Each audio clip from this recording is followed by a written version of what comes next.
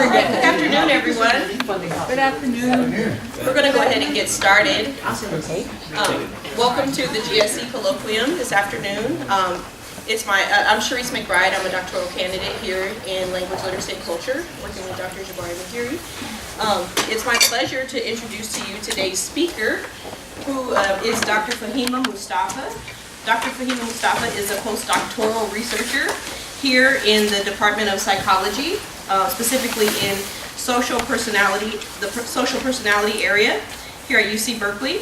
Her research focuses on K-12 educators' racial attitudes and related instructional practices, teacher-student relationships, and students' perceptions of their teachers' classroom practices.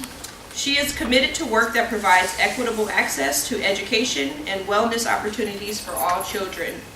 Dr. Mustafaa earned her doctorate in the combined program in education and psychology, and her master's degree in higher education, both from the University of Michigan, and a bachelor's degree in biobehavioral health from Pennsylvania State University.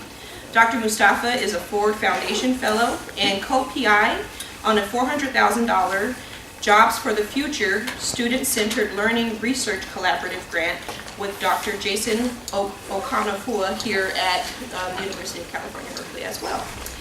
It's my pleasure to introduce Dr. Mustafaa to you today, and she's going to give us a talk on multidimensional identities, findings from the National Survey of Black Teachers, an original research project that she conducted. So let's welcome Dr. Mustafaa.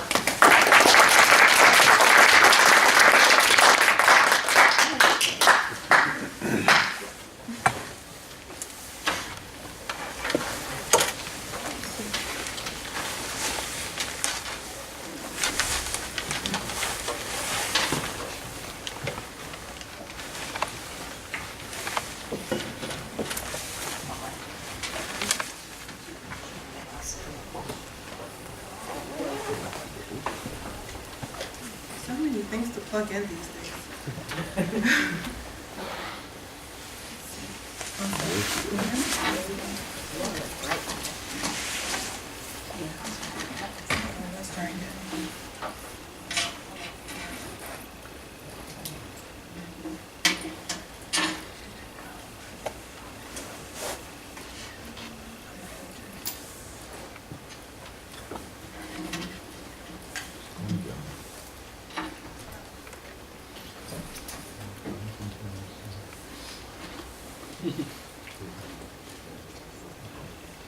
There we go.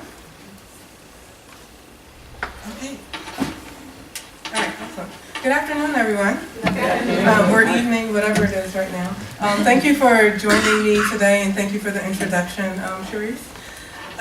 As a former middle school science teacher in an ethnically, culturally, and linguistically diverse school in Miami, Florida, I've spent a lot of time thinking about identity in schooling.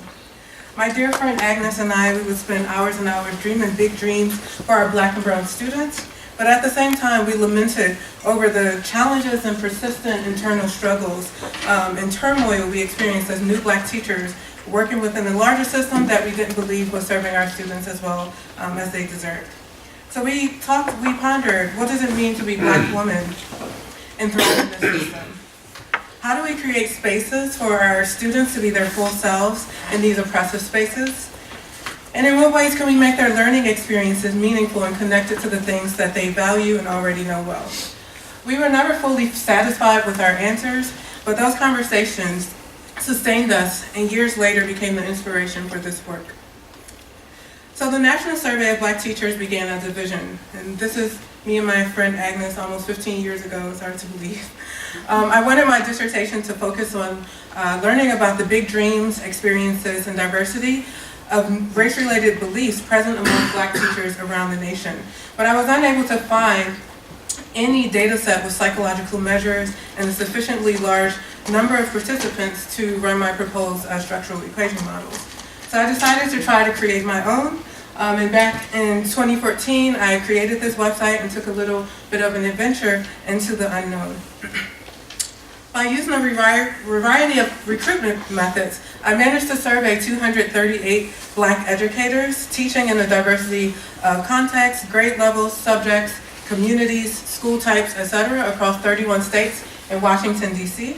You'll notice that the states I was unable to recruit from, those in white, pun intended, have a white population under 10%, and in most cases, under 5%.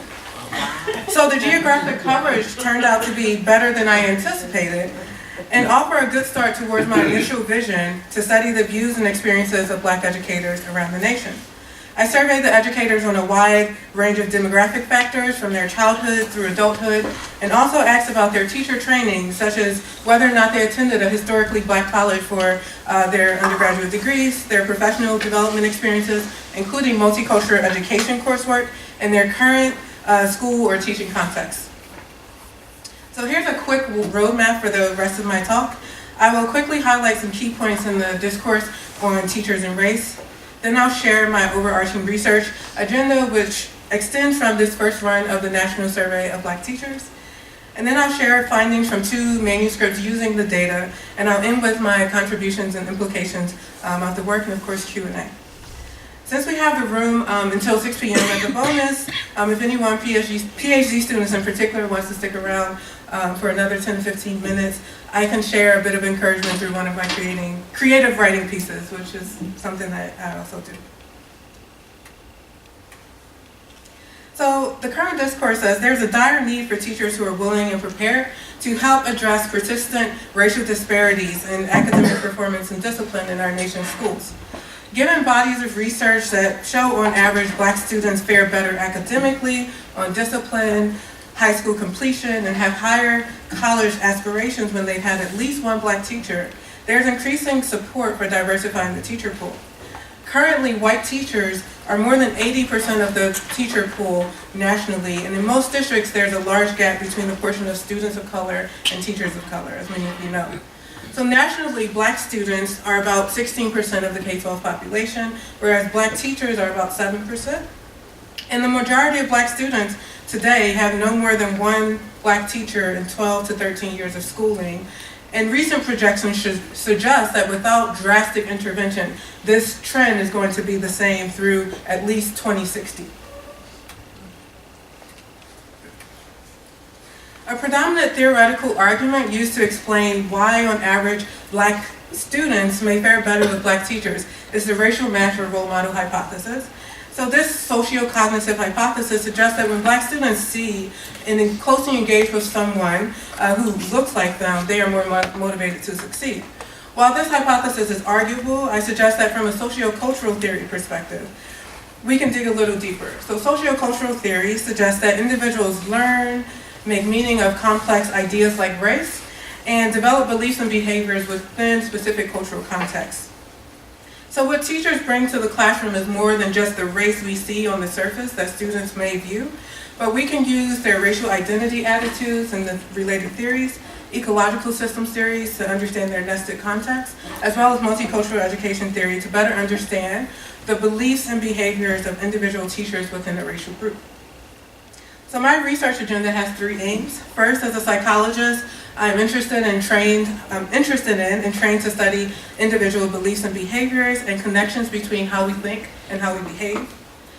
And using this fundamental concept, I use survey research and psychometrics to study within race diversity among teachers of color.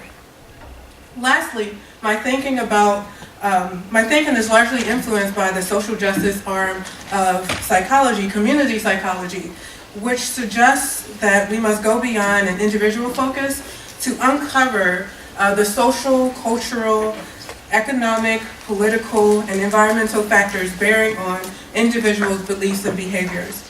So together I aim to use these principles to illuminate patterns in practice among teachers of color, and my current studies have begun this journey with Black educators, who are the largest group of educators of color, although in the future I hope to extend to other underrepresented ethno-racial groups.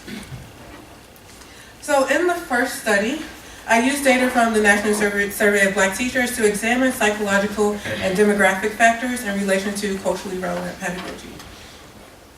As many of you know, Gloria Lasson-Billings' theory of culturally relevant pedagogy describes the work of successful teachers of African American students. These were teachers who helped their African American students achieve at their highest potential, while also leveraging their students' cultural backgrounds and personal strengths in the classroom.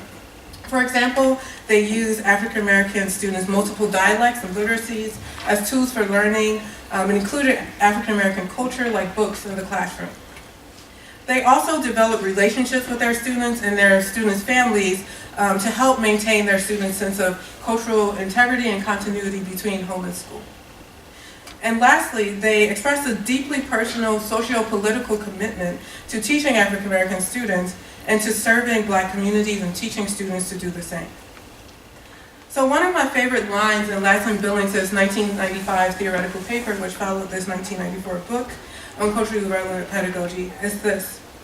She states, "Another question that arises is whether or not this pedagogy is so idiosyncratic that only, quote-unquote, certain teachers can engage in it. I would argue that the diversity of these teachers and the variety of teaching strategies they employ challenge that notion. The common feature they shared was a classroom practice grounded in what they believed about the educability of the students." So as a psychologist, a few terms stood out to me here. So first, the diversity of spoke to individual differences among. Second, classroom practices made me think about behaviors. And third, what they believed made me think about beliefs. And these are all things that we tend to focus on in study. So I began to ask, what do Black educators report and think about culturally relevant pedagogy? Not just the Black educators who have been studied in ethnographies and have been identified as highly successful, but a broad range of Black educators. And what might individual differences explain, might explain differences in their culturally relevant beliefs and practices? So in psychology, a long line of research with Black parents shows that their child-rearing practices that deal with race and culture or racial socialization depends on several factors. Black parents with different racial identity attitudes and different sociodemographic backgrounds like age, social class, and neighborhood racial demographics seem to parent in different ways. So I reasoned that, like Black parents, Black educators, many of whom are also parents, likely teaching ways are influenced by their racial identity attitudes as well as their demographics. So racial identity attitudes are an individual's own sense of what it means to be their particular racial group. So what does it mean to be Black? In other words, racial identity is more than having a particular color skin. It includes how a person thinks about themselves as an individual and who is labeled by others as being Black, and how closely connected the person feels to Black people as a group, and also the ideologies the individual holds about race and how Black people ought to think and behave. And so this first study asks, in what ways do Black educators' racial identity attitudes and social demographics relate to their attitudes toward culturally relevant pedagogy? And I use a separate survey scales to measure these three dimensions of culturally relevant pedagogy. Before I get to the results, I'm going to do a really quick mini psychology lesson on Black racial identity, just to engage you. I know it's a long day.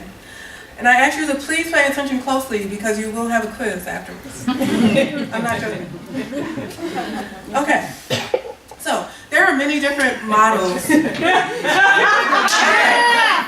This is contestable. There are many different models and ways to think about Black racial identity. If you think about conversations in social media and behind closed doors, we sometimes look at individuals and classify them as less Black or more Black based on what they say or do. Right? Again, this is contestable, but you get the idea. If you look closely, who do you see twice? Yes. So I put Kanye West there as an example of how complex racial identity truly can be. The beliefs and behaviors we hear from Kanye nowadays with his Make America Great Again hat on to the left are different from the more Black Kanye to the right. But to fully understand the complexity of his thinking or anyone's thinking about who they are, we might ask them directly to share their racial identity attitudes using a survey measure. So did Kanye change over time? Or did we never truly know the multiple facets of his own meaning making about his race and his racial identity? So the multidimensional model of racial identity and its accompanying measure allows us to study the complexities of Black racial identity in ways that help us to illuminate the beneath the skin aspects of people like Kanye West. So I'm going to show you 6 dimensions of the MMRI and a couple of sample items from the 56 item survey measures. Individuals respond to the 56 items on a 7-point scale from strongly disagree to strongly agree. And the first dimension is centrality, how central race is to how you define who you are. So I'll pause after each dimension just to give you a chance to read some of the items. And next there is private regard, which is how you think about Black people as a group.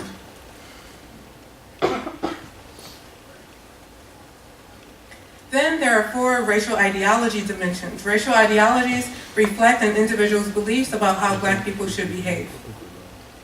So first, there's assimilation ideology, which emphasizes commonalities between Black people and mainstream American society. Next, there's nationalist ideology, which focuses on the importance and uniqueness of being Black.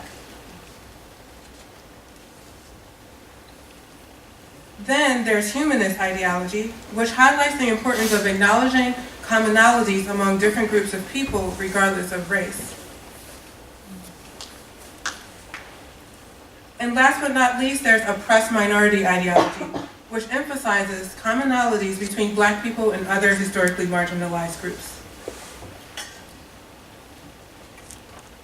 So altogether, the MMRI dimensions help us to see that an individual Black person can define what being Black means in a number of complex ways. They can be relatively high, moderate, or low on any of these various dimensions. Most importantly, we can use the individual differences that we see among Black individuals to make inferences about the beliefs and behaviors that they may exhibit. So now it's time for your quiz. You ready? Okay. Okay. So here are 2 prominent, brilliant Black women who I assume just about all of you know who they are: Oprah Winfrey and Representative Maxine Waters, or Auntie Maxine. They have something in common, and quite a bit differs. So for example, they were both born in the South, pre-racial integration, and they come from humble beginnings. But Oprah attended Tennessee State University, a historically Black college, and Representative Waters attended Cal State Los Angeles. So based on what you know about these 2 women, for your quiz today, I want you to think about and take your best guess about their racial identity attitudes on each of the 6 dimensions that I've presented here. So here's how it will work. When I show you a dimension, I want you to raise your right hand if you think Representative Waters would score higher on that dimension than Oprah. And vice versa, you're going to raise your left hand if you think Oprah would score higher on that dimension than Representative Waters. And if you think they'd be even, you can raise both hands, right? And it's important to remember that even does not mean even and high. It could be even and moderate. It could be even and low, okay? Any questions about that? Awesome. Wait, So I hope you all, yes. right hand is who and left hand is who? So mirroring the screen, so Okay. right hand for Representative Waters, left hand for Oprah. And there's no right or wrong answers, right? This is just allowing you to engage with the content so that when I present my results, they make a little bit more sense, okay? So I'm going to give you a couple of seconds to think, and then I'll count down 3, 2, 1 before you raise your hand, okay? All right, so for centrality. 3, 2, 1. Okay, looks like we got some even, and Representative Waters is winning high centrality. Next, private regard. 3, 2, 1. All right, pretty even here. Okay, so they think about Black people pretty highly, hopefully. hopefully not even and low. All right, assimilation ideology. 3, 2, 1. Looks like a bit even and a little skewing to Oprah. Humanist ideology. 3, 2, 1. Yep. Somebody's raising all the way up for Oprah there. Some even for the two, some uncertainty, but mostly Oprah's winning on the humanism. Nationalist ideology.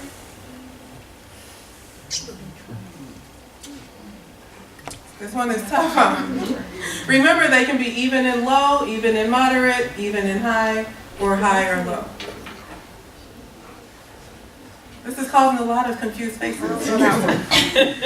All right. And the last one, and last but not least, oppressed minority ideology. 3, 2, 1.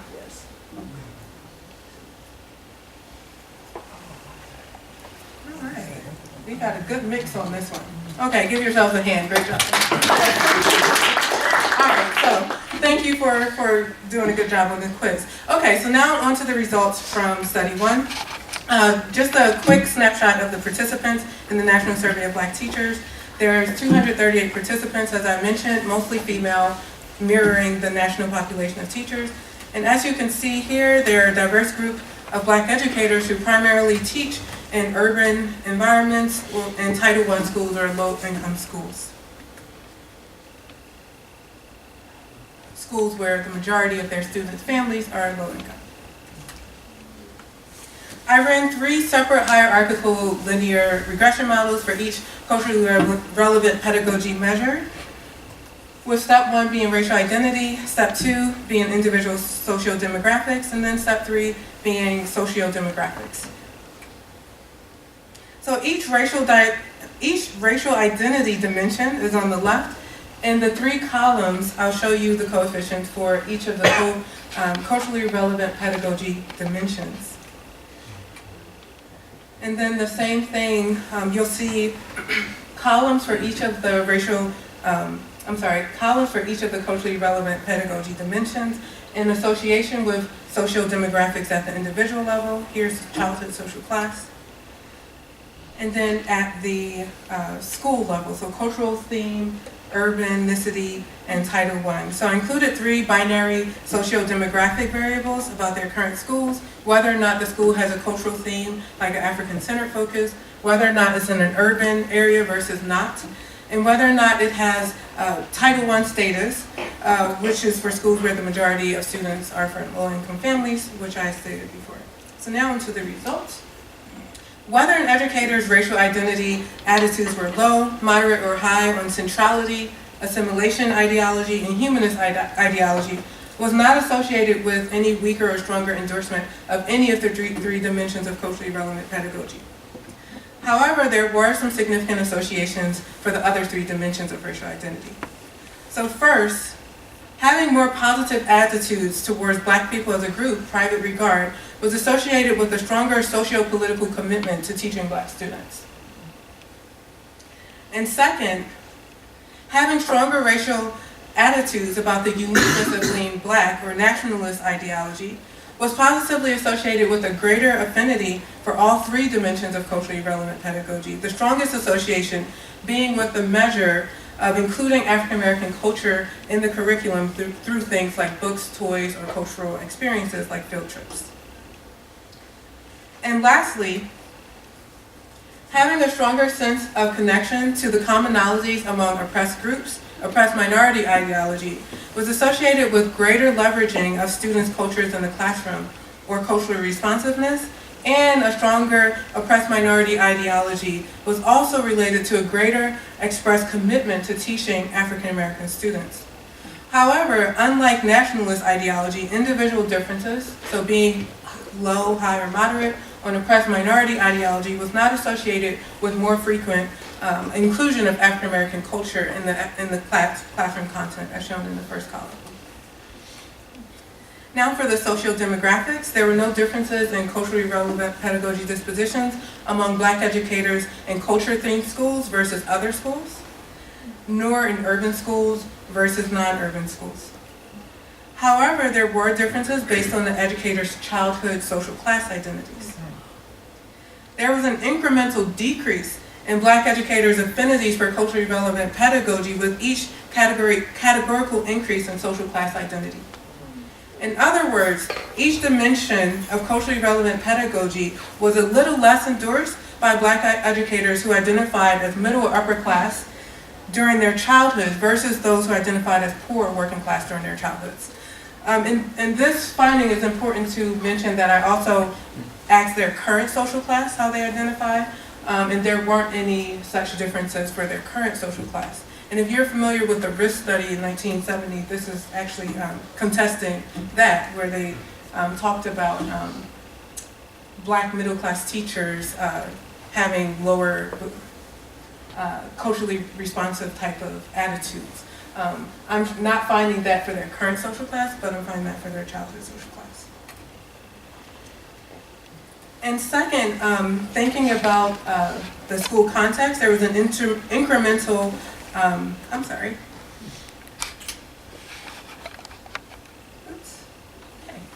There was a positive association between Title I status and cultural responsiveness and socio-political commitment, but that wasn't true for African American culture. So whether or not a school was Title I was not associated with the Black educators having a stronger disposition towards including African American culture in the classroom. So in conclusion, the findings from this first study show that thinking about teachers' racial identity attitudes helps us to think about who they are in more complex ways that go beyond race as a social category. We also show that it's important to consider that beyond individuals' racial identity attitudes, a number of individual sociodemographics like childhood social class and social demographics like Title I status might play a key role in culturally relevant pedagogy among Black educators. And lastly, we show that culturally relevant pedagogy is not just one glob of dispositions and practices. We need to separate dimensions, study them independently, and think about how aspects of Black educators' complex identities might relate to these trends in particular areas of practice, such as how nationalist identity was associated with more frequent inclusion of African American culture in the classroom, but it wasn't associated but African American culture in the classroom was not associated with oppressed minority ideology. Now I'm going to move on to study 2, which builds off of this idea and considers the role of multicultural education training in Black educators' culturally relevant pedagogy, dispositions, and race-related beliefs. I'm going to give a quick theoretical overview and move more quickly to the results of this in-progress study. So this study relates to a point that I made in the beginning of my talk, that we need teachers who are willing and prepared to help address persistent racial inequities and student outcomes. To teach for social justice, teachers must understand why structural inequities exist and have mindsets as well as skill sets to teach students from many different backgrounds. So multicultural education training within teacher education programs and professional development is one of the many spaces where teachers should learn about these issues and be prepared to not perpetuate these ills through their practice. However, a challenge with multicultural education in most institutions is, as Christine Sleeter critiques, there is an overwhelming presence of whiteness. In summary, this means that multicultural education today often caters to the white middle-class female majority, perhaps to the detriment of the training of teachers of color. So in this study, we extend the model and analyses from study 1 to examine associations between Black educators' multicultural education training and their beliefs and behaviors. So in these models, we do account for the individual effects of racial identity and social demographics and just add in multicultural education training. So we asked, to what extent does multicultural education training relate to the culturally relevant practices and race-related beliefs of Black educators? Here we introduce 3 new race-related beliefs outcome measures. So I'll quickly pause on the next slide so that you can read the race-related beliefs and a couple of sample items from the 3 measures that I used.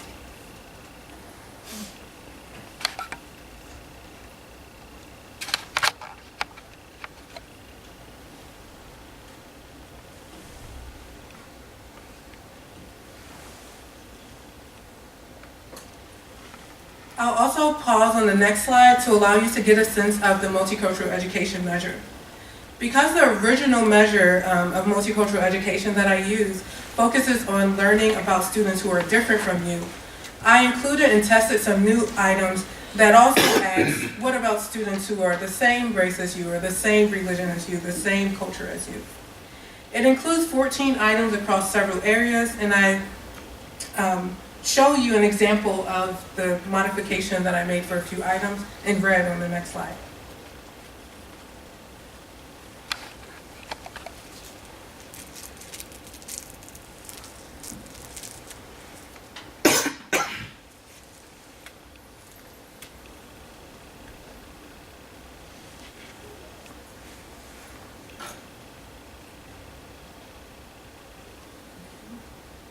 Now, our second research question for study 2 asks, do Black educators report having obtained more multicultural education training if they receive their training in different spaces, like HBCUs versus predominantly white institutions?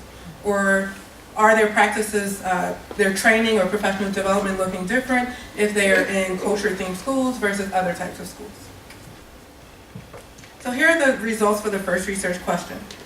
So you see that having more comprehensive multicultural education training was associated with more frequent African American cultural artifacts in the classroom and having greater cultural responsiveness. However, having a more comprehensive multicultural education training experience was associated with less of a socio-political commitment to teaching African American students. So I think this particular finding is pretty interesting, but because the data are correlational, we have to be a bit cautious about interpreting this as more multicultural education causes Black educators to be less committed to teaching Black students. Nevertheless, there are a few studies, longitudinal studies, where the strength of the relationship can be more towards the causal end of the spectrum, showing that there were decreases in Black pre-service teachers' attitudes, positive attitudes towards teaching in urban environments with more African American students following their engagement in different university-based multicultural education experiences. And so while I can't say that that's the case here, I could suggest that it may be in that direction. There was a similarly interesting negative association between multicultural education training and Black educators' strengths-based beliefs. So here you see that an increase in multicultural education training was associated with lower strengths-based beliefs. So less of an endorsement for African American culture in the classroom, the place of African American culture in the classroom. So the next 2 slides show differences in how comprehensive Black educators reported their multicultural training experiences have been depending on their teacher training context and their current school context. Black educators who received degrees, undergraduate degrees as HBCUs, reported more comprehensive multicultural education training.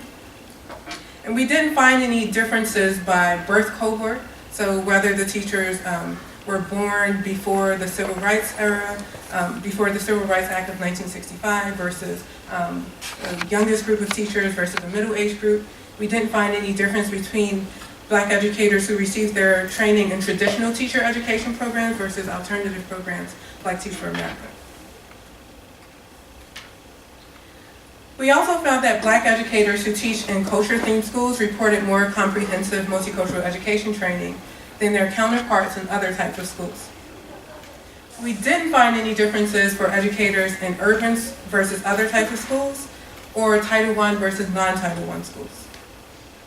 As I mentioned, the study is still in progress, and so we look forward to further thinking through and looking at some interactions for these preliminary results that I've presented here. So now I'll share a couple of implications of my research for recruiting, training, and retaining Black educators and other educators of color. And I'll end with a recap of the contributions of my work to the field. So my research adds nuance to the discourse on teacher race during the teacher recruitment and teacher training processes. I show that differences in Black educators' meaning-making about race, including their racial identity attitudes and race-related teacher beliefs, and their sociodemographic backgrounds, may be consequential to practice. Professionals engaged in teacher recruitment processes might consider ways to capture this diversity.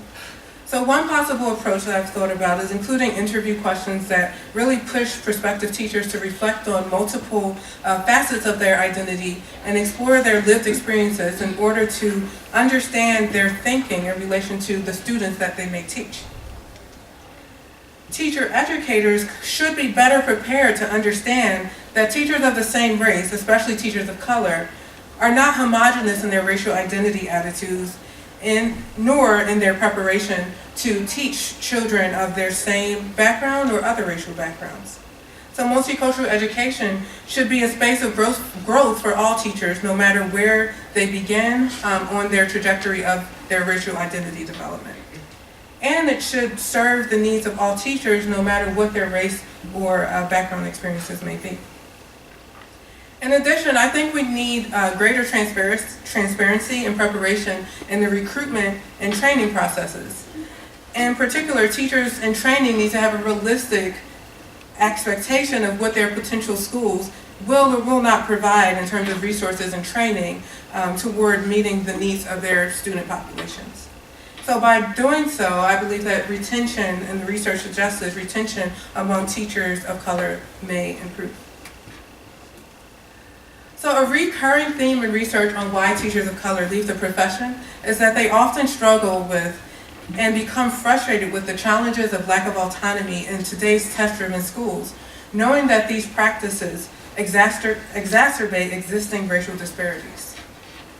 Professional development that supports Black educators through the cognitive dissonance that is caused by these challenges may improve retention among teachers of color.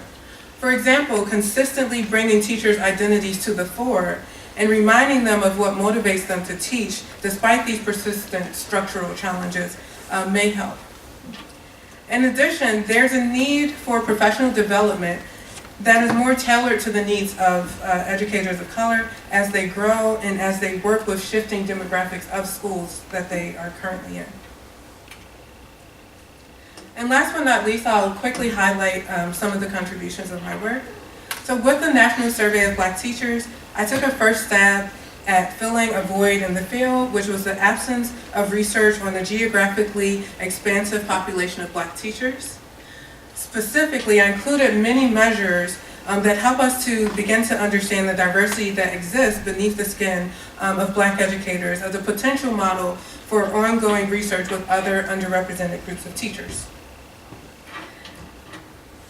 Second, I think it's important to note that some of the richest data we've had with Black educators come from scholars with foundations in anthropology and sociology, like Gloria Ladson-Billings and Michelle Foster, some of those foundational works. And these are fields that rely heavily on ethnographic methods in very specific localized contexts. And even the surveys that have been done with Black educators also tend to be at the state level or local district level. So my training as a psychologist and large-scale survey researcher helps add to this body of scholarship by bringing new theoretical perspectives and also the ability to learn from a larger number of teachers at the same time on a larger number of measures and outcomes.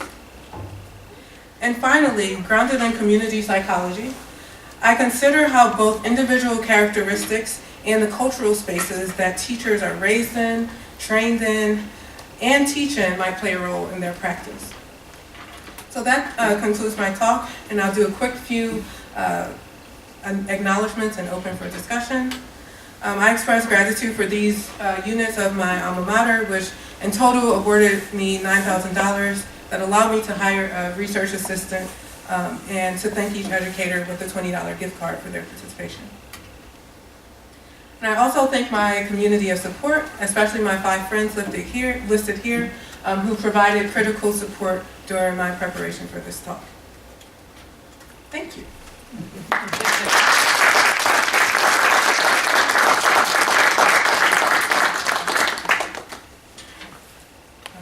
Dr. Burrell, I know you have to go. Yeah, thank you very much, Faheemah. Thank you. Couple quick clarification things and then a question.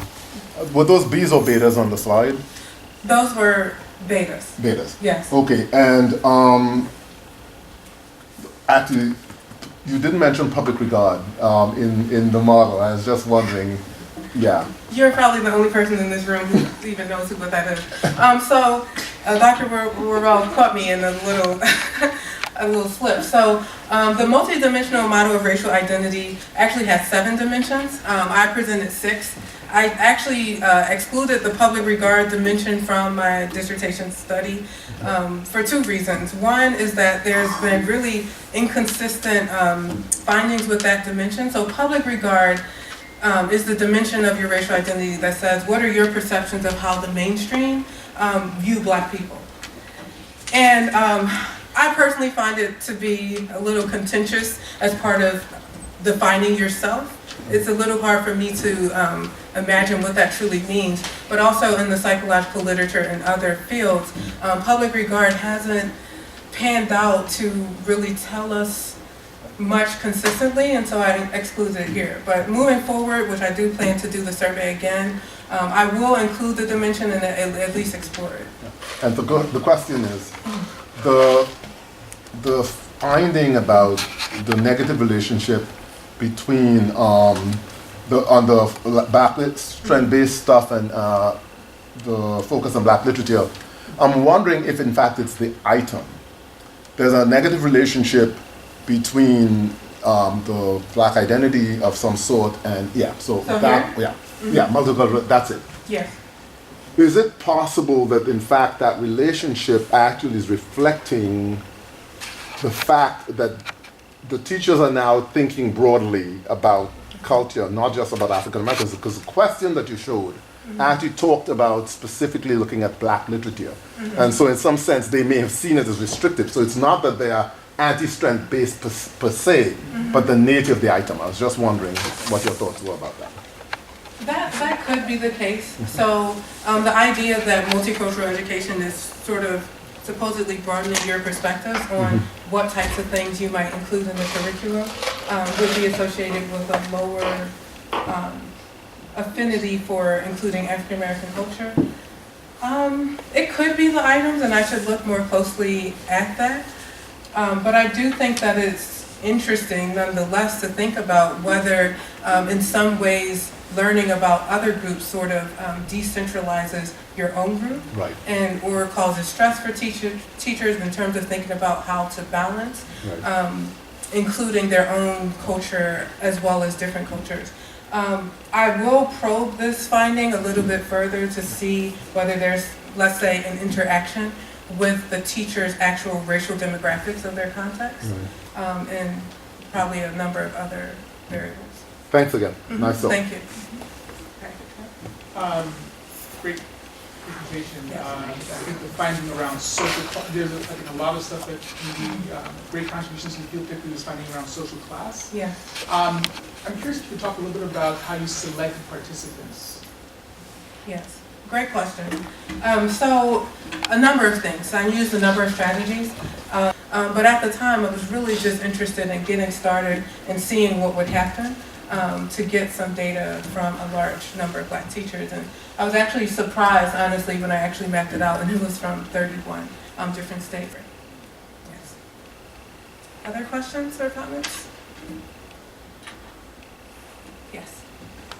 How were educators defined as Black? I'm saying, what was the parameter that allowed you to know that someone was in the Black category as opposed to,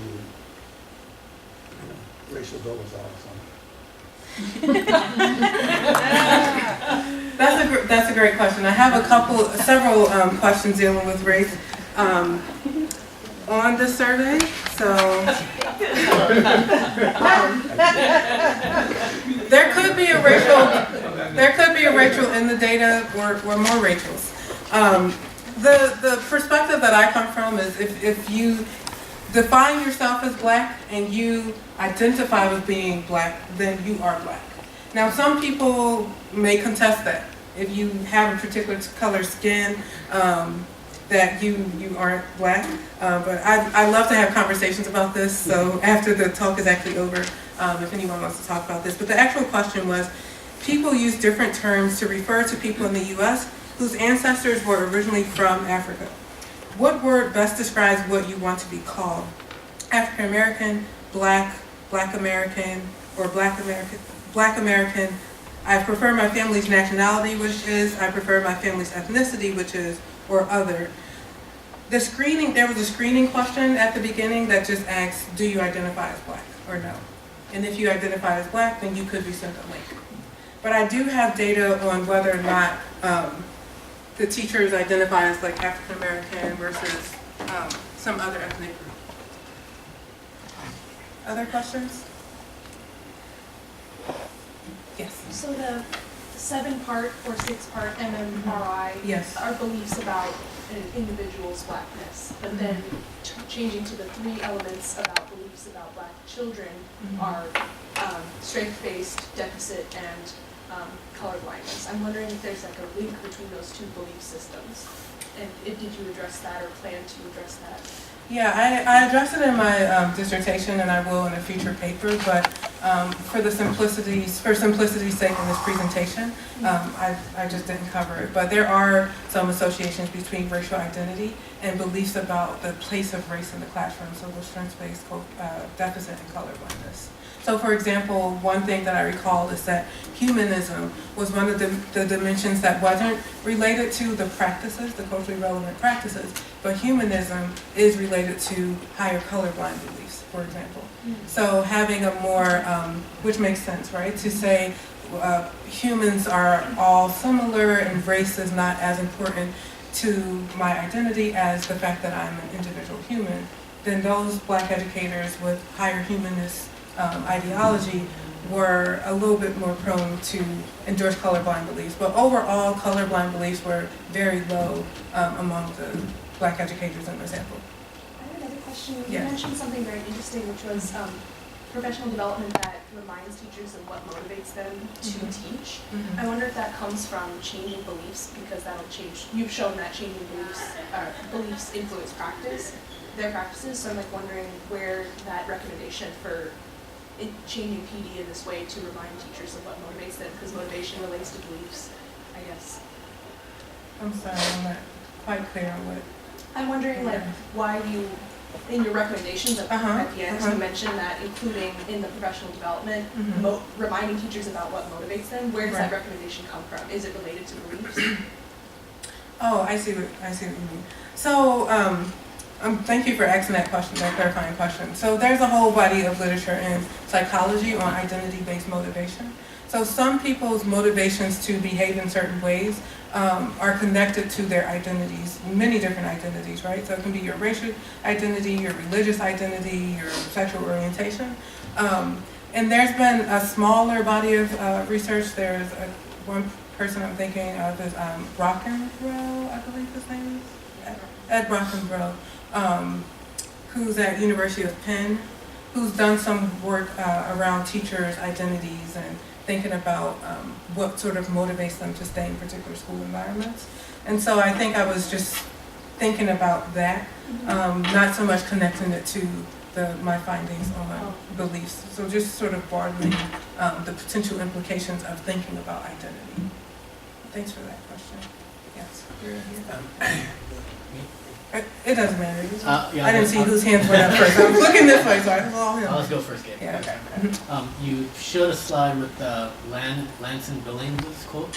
Yes. And the last sentence of it was, the common feature that they shared was a classroom practice grounded in what they believed about the educability of the students.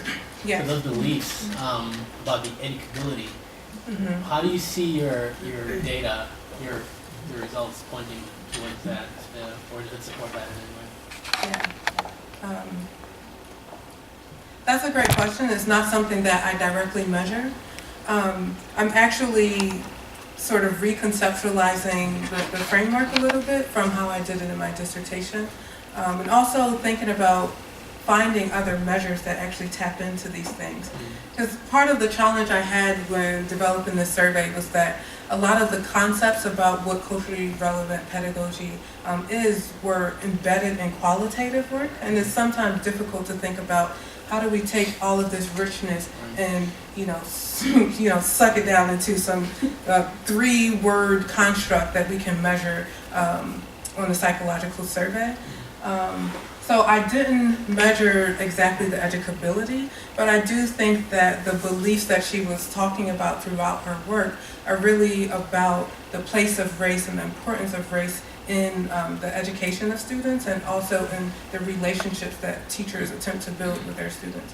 And so the measures that I've used collectively kind of deal with those general concepts. So cultural responsiveness, some of the items in that might tap into this idea of educability, because if you're, really leveraging your students' cultures and thinking about their knowledge of contributing to knowledge production in the classroom, I guess you could argue that indirectly that's believing in their educability as well as their intellectual contribution.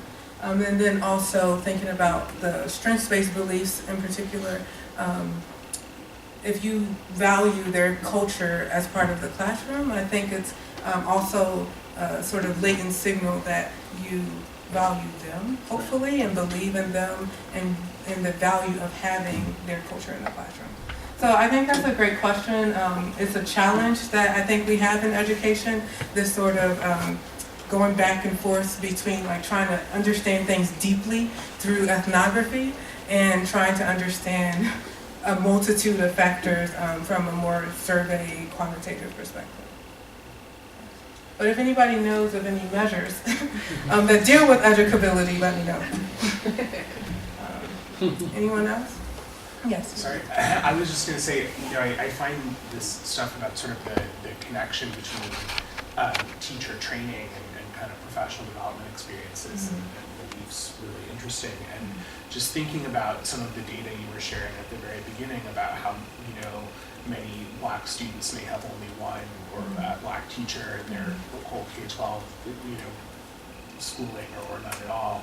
I wonder if it would be interesting to look at kind of mentorship of teachers, like teachers that had a Black cooperating teacher, or where there's sort of a community of Black teachers at a school versus being sort of the only one. If that has an impact on some of these beliefs or sort of culturally relevant pedagogy kind of commitments, or I don't know if that's something that sort of fits into that framework at all.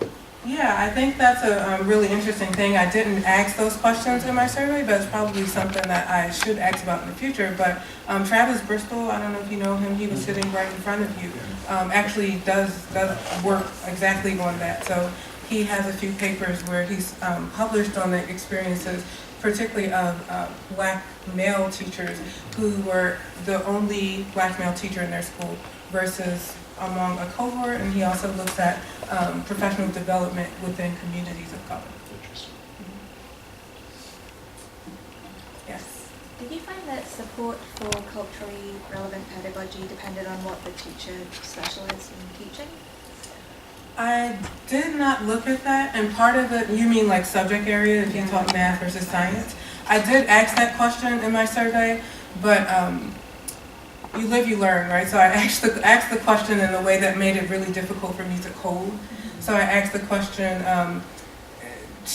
basically select all the subjects you teach, and so I have teachers who will select, I teach math and science and social studies, and so I haven't coded that data yet because it was too messy.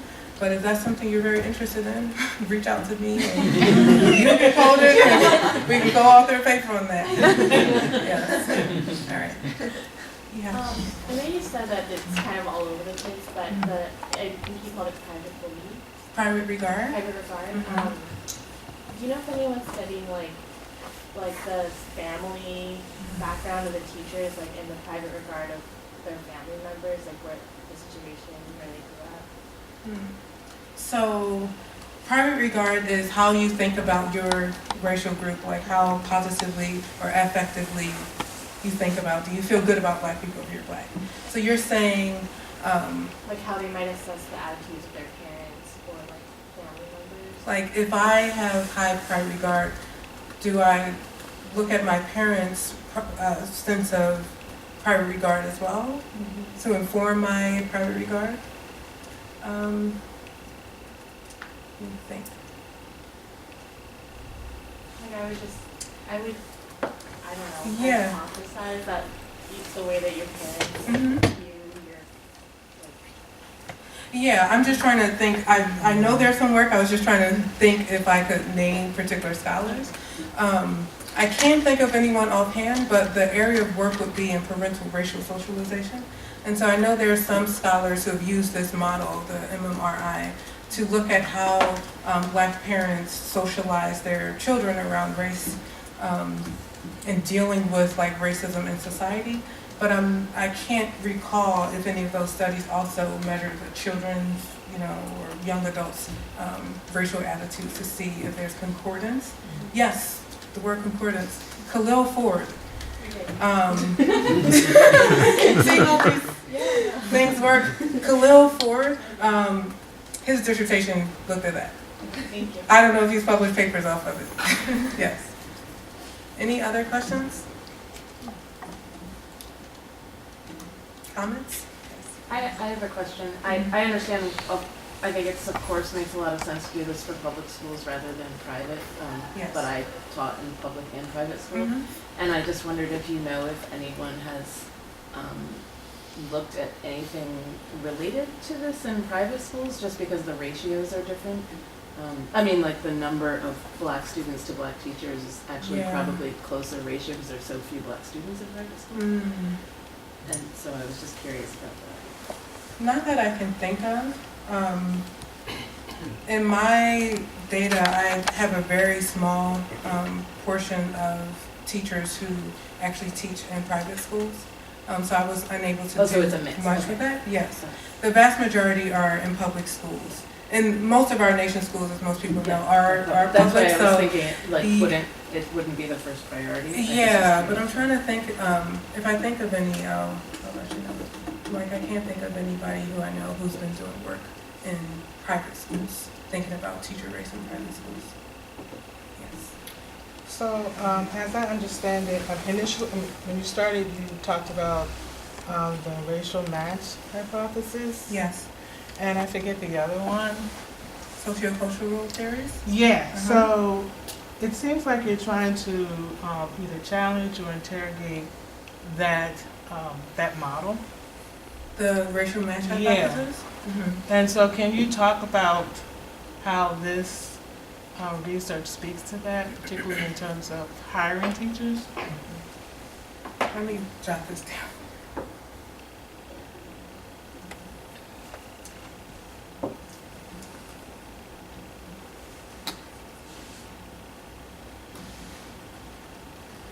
Okay.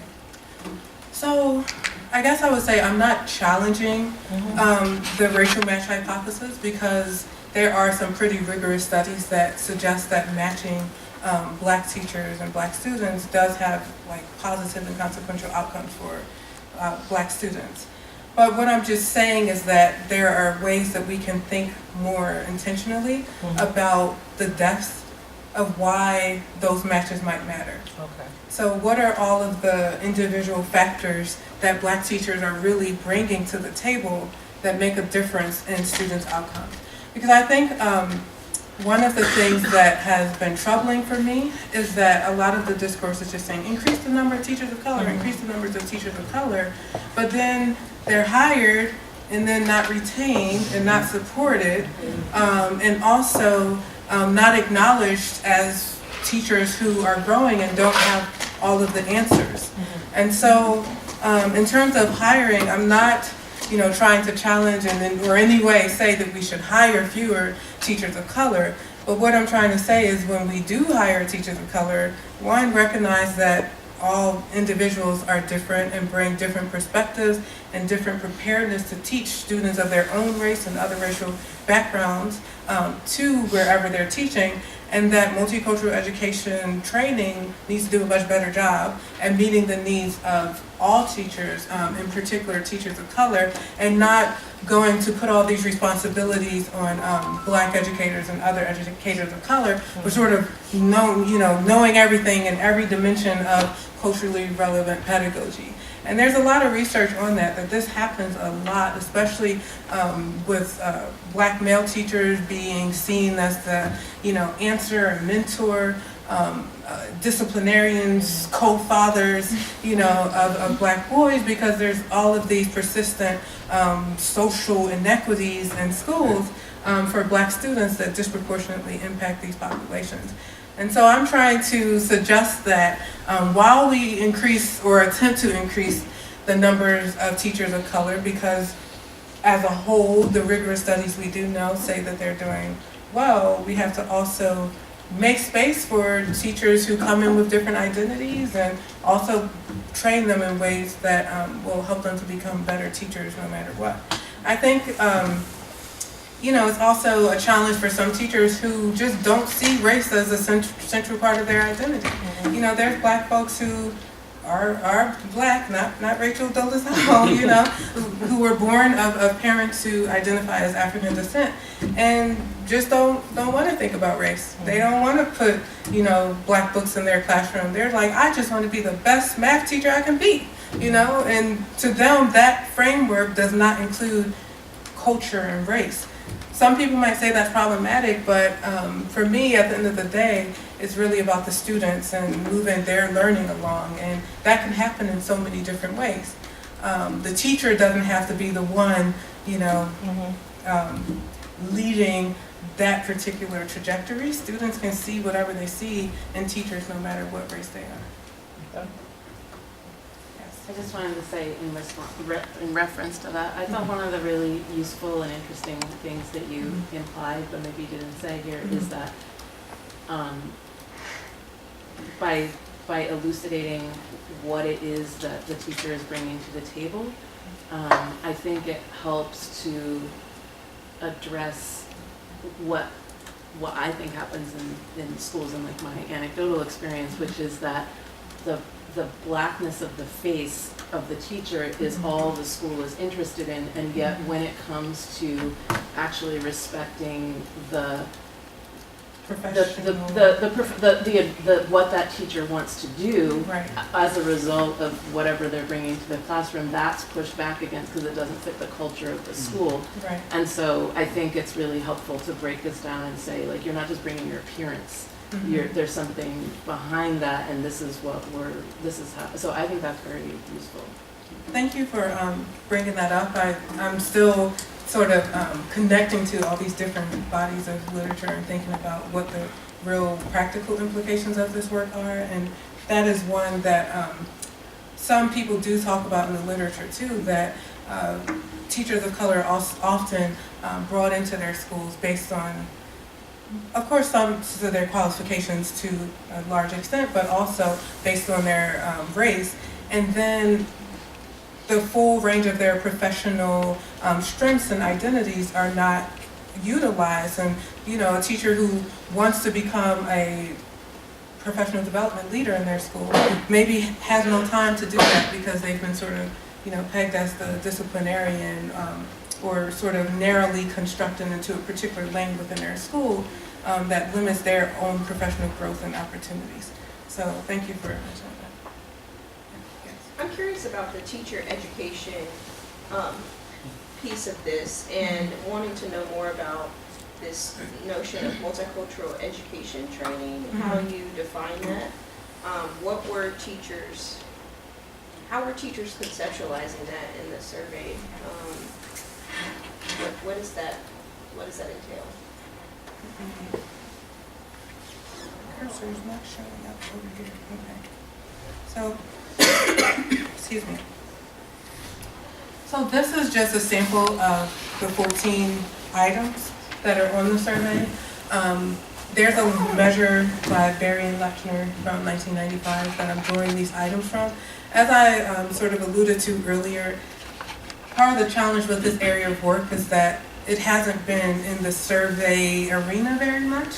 And so I was trying to develop a long survey based off of validated measures, measures that I adapted from psychology studies with parents, and sort of doing a lot of the psychometric work to just begin to look at these things so that we can have conversations about it.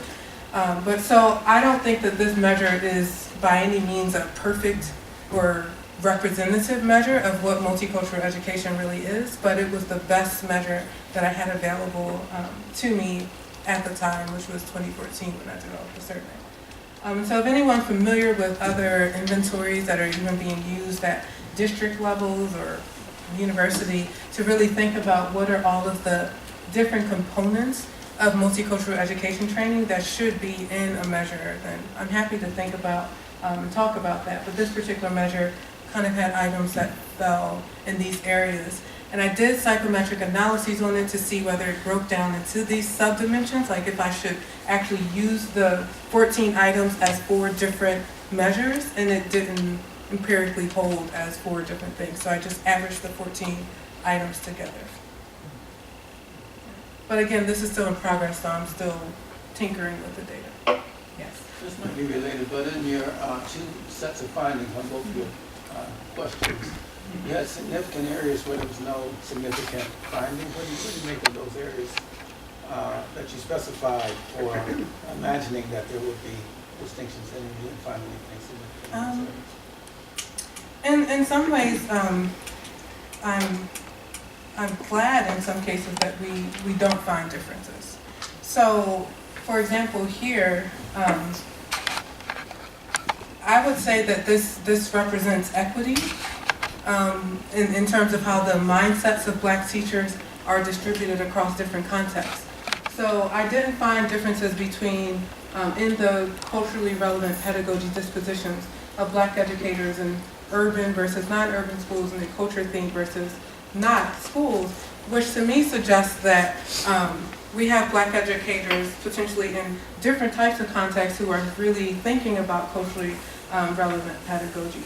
And so the fact that there was a null finding here is not necessarily, I would say, a bad thing. Any other questions or comments? Okay. Thank you.